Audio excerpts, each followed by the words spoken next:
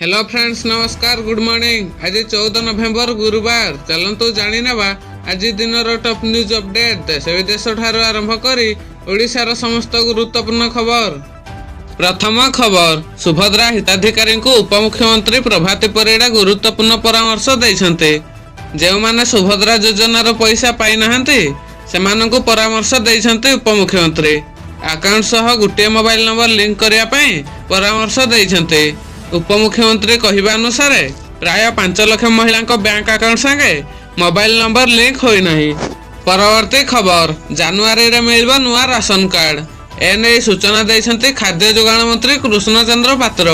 से कहिछन्ते जे गत जुलाई मासरु आरंभ होइथा ई-केवाईसी जांच नवेम्बर शेष सुधा सरी जिवो, जेउथिरे 16 लाख रु अधिक अयोग्य हिताधिकारी चिन्हट होइछन्ते। परवर्ती खबर, छात्र छात्री पई खुशी खबर। एणिकी प्रत्येक मासर द्वितीय शनिवार छुट्टी रहिबो स्कूल।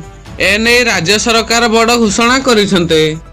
परवर्ती खबर, आसंता 16 तारिख रे 3 देश यात्रा करिवे प्रधानमंत्री नरेंद्र मोदी। नाइजेरिया, ब्राजिल एवं गुएना एही 3टी देश गस्तरे जिवे मोदी। ब्राजिल रे आयोजित G20 शिखर सम्मेलन रे शामिल हेबे प्रधानमंत्री। परवर्ती खबर, राज्य रे खूब शीघ्र 5000 डाक्तरी पद पूरण हबो। मयूरभंज जिला गस्तरे स्वास्थ्य मंत्री मुकेश महालिंग एही सूचना देइछन्ते। एहा सह 3000 पारामेडिकल स्टाफ पदवी पूरण करा जिवो बोली स्वास्थ्य मंत्री कहिसन्ते। परवर्ती खबर, बस उलटी 16 जनकर मृत्यु।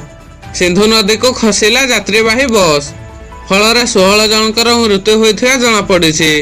विवाह कार्यक्रम पई जाउथिया समय रे एही अघटन घटिथिला।